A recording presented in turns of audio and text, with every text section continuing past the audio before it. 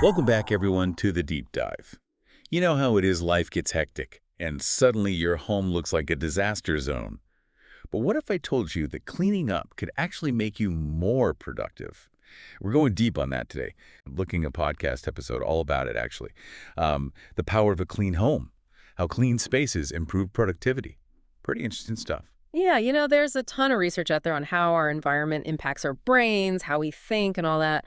Turns out a messy space really does a number on you mentally. It's not just about feeling overwhelmed either. So really, I ask more than just like, ugh, my place is a mess. It's like a real thing. I'm intrigued. Tell me more. Think of it this way. Uh-huh. Your brain's like this awesome high-powered computer, right? Well, every little thing you see, every item, every bit of clutter, it uses up processing power. So all that visual noise from the clutter, it's like your brain's working overtime just to filter it out.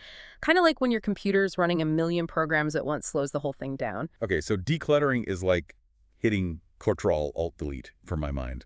Makes sense. But beyond the mental stuff, does it affect like physical health too? What about carpets and dust and all that? You're spot on. Carpets especially, they're like giant air filters, right? They trap everything. Dust, mites, allergens, even pollutants. And when those build up, it can really mess with your breathing, allergies, congestion, even trouble sleeping. Wait, so a clean carpet could help me sleep better. That's a Yep. productivity hack I never thought of. Exactly. Sleep is so important for focus and memory and making good decisions, so you can see how it all connects. A clean home, it's not just about appearances, it's about creating a space where your mind and body can function at their best.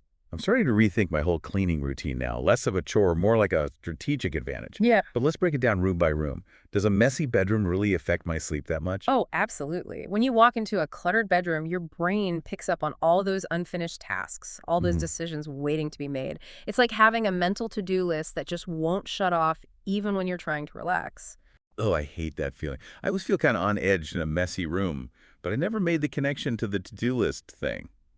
That's wild. So a clean bedroom is like a sleep sanctuary for your mind? Makes sense. Ah. Okay, but what about the living room? Especially with so many people working from home now, how does that tie into productivity? It's a great question.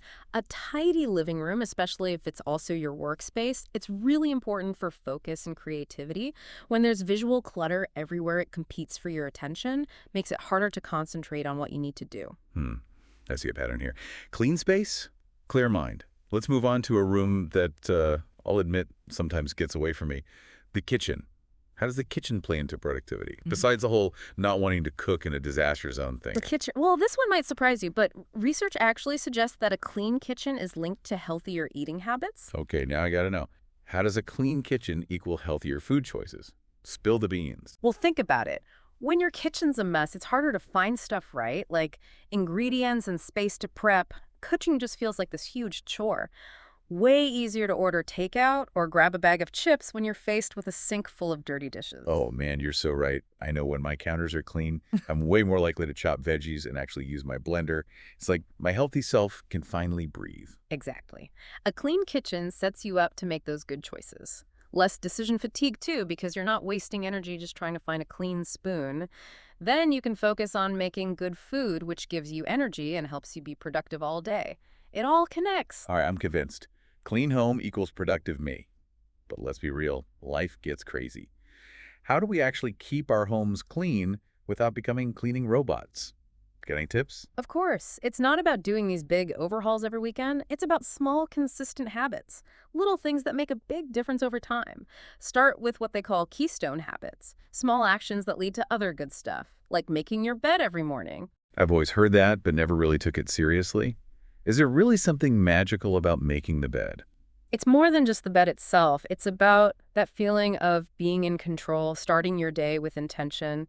Even a small thing like that can make you feel more organized and accomplished, and that feeling can carry over to other parts of your life, even work. So it's like a domino effect. I could see that. What other little things can we do to make a difference? Think about the areas you use the most. The entryway hallways, that spot where everyone dumps their stuff. If you do a quick sweep or vacuum every day, it keeps the dirt from piling up and you won't feel so overwhelmed. Oh my gosh, that's totally our entryway. It's like a black hole for shoes and backpacks. But a quick tidy each day that I can do. Right. Another game changer is what I call the evening reset. Before you go to bed, take like 10 minutes and clear off the clutter hotspots. Kitchen counters, desks, that chair that always seems to be covered in clothes.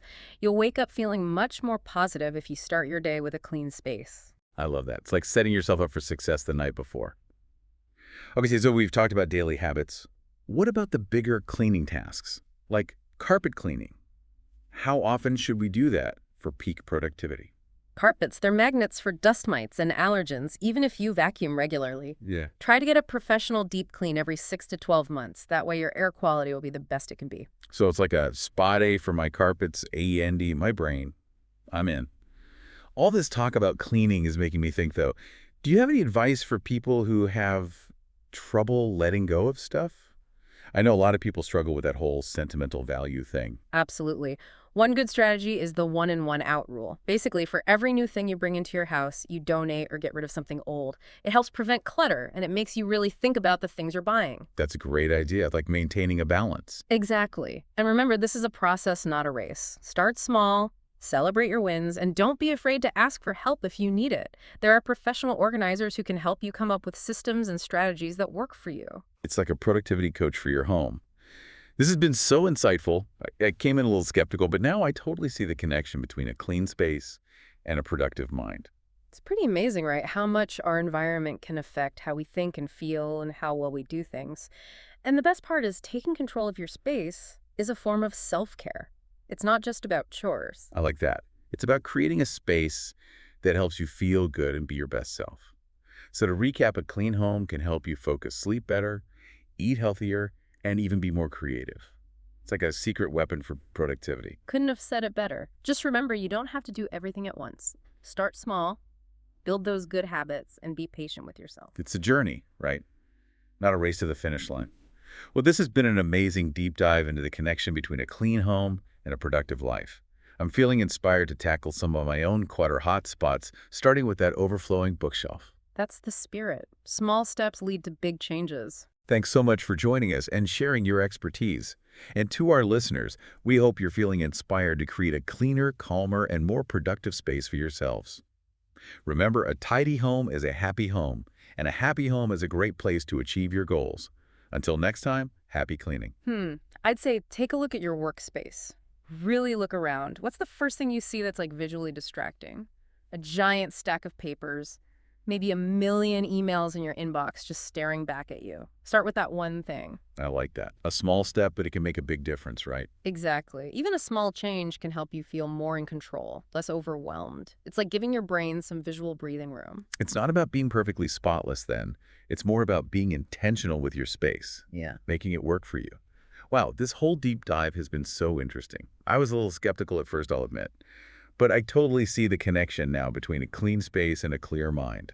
It's pretty amazing how much our surroundings affect us, how we think, how we feel, how well we work.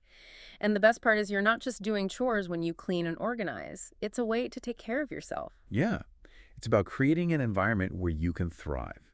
So to sum it all up, a clean home can help us focus, sleep better, eat healthier, and even boost our creativity. Who knew cleaning could be so powerful? You said it. And remember, you don't have to do it all at once. Start small, build those good habits, and be patient with yourself along the way. It's a journey, not a destination, right? Well, this has been a fantastic deep dive into the surprising link between a clean home and a productive life.